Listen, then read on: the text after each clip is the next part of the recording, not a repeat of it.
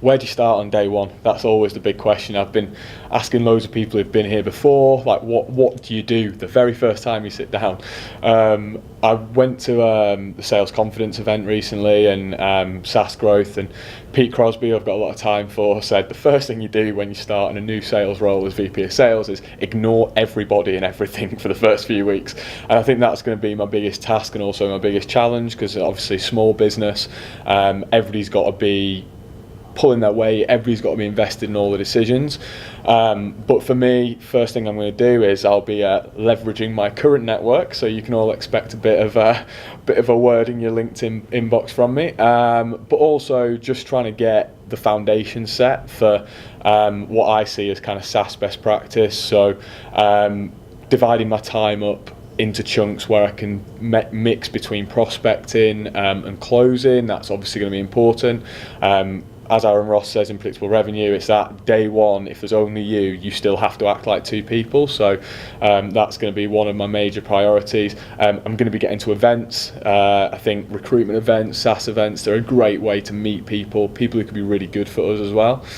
And from there, hopefully pre-Christmas, get a nice bit of pipeline growth and start to see it kind of swell towards the top end, before obviously driving those processes in the early part of next year. I think is where we take it from day one.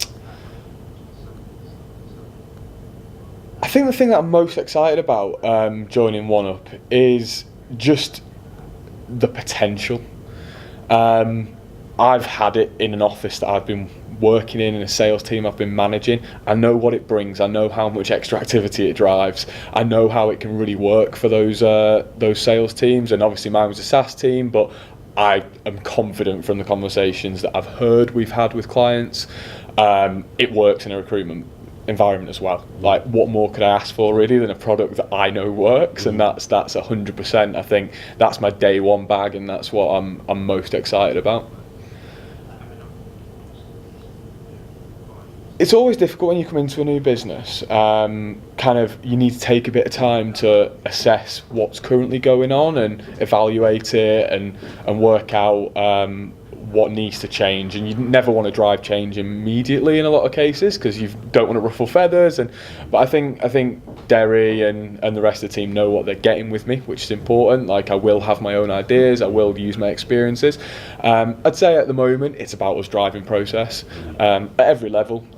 Right now commercially there's no sales process, so that's obviously my part of the deal. But I just think professionalising, making sure that from a development perspective, are those processes there, and kind of giving my input and my experience into that, and that just works for the clients. It works for the future clients, because the more process driven we are on the development side, the better quality software we put out there. And as much as most say, like a lot of salespeople, they're like, develop. For me, it's also about delivering quality, and we've got a great piece of kit. We just need to make sure it works every single time, and that's kind of the overall process driving is what I think is going to be the most important in the next quarter for us.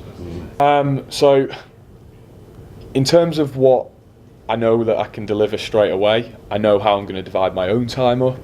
As I've said, I know how I'm going to go about it I guess in a way at first it's almost like being an individual contributor, an IC, and you having to work out the way that things do. But I think this is SaaS at the end of the day. There's a prescribed way of doing this well, and I massively buy into that prescribed way of doing SaaS well. I think Aaron Ross is pretty much the godfather of sales process in the SaaS industry. That is what we will be doing. We will be using SDRs down the line. We will have people who specialise and are experts in outreach, so they're having the right conversations, they're getting those meetings booked. And then we will have people who are experts in closing and experts in customer success and growing accounts. Because if you've not got that, you end up with that roller coaster of 360 that we've all seen.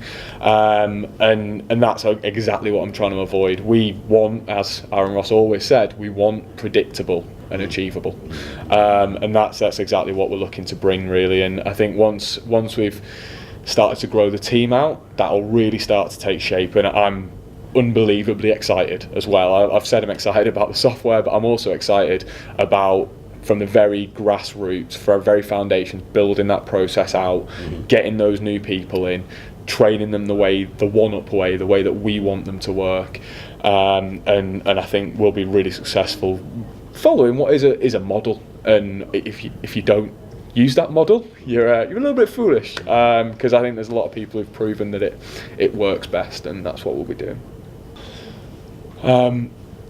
I think a really sensible place to start with any entry to a new business is that first quarter. I'm probably going to take it as kind of the end of Q1 2019, because it's a very short period between now and Christmas, and it is just about doing some early work there. But I think we as a business, and it's all about corporate objectives and how sales feed into that.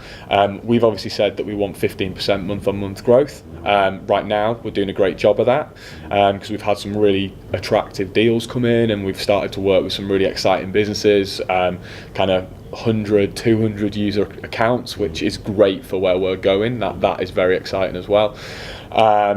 So us as a sales department, and right now that's just me, but maybe by the end of Q1 it'll be me plus one or two, and that'd be nice. Contributing to that 15% month growth, if we are going to be able to hire in that time, because you never know what's going to happen with obviously cash flow and all those things, and if we can get the cash flow right, then we might be able to do that, getting the right people in. I think if we could by the end of Q1 2019 have a process, some metrics to underpin it, and a couple of great new people in the sales team, that would be an absolutely wonderful deliverable, as long as we're still delivering on the overall corporate objectives as well.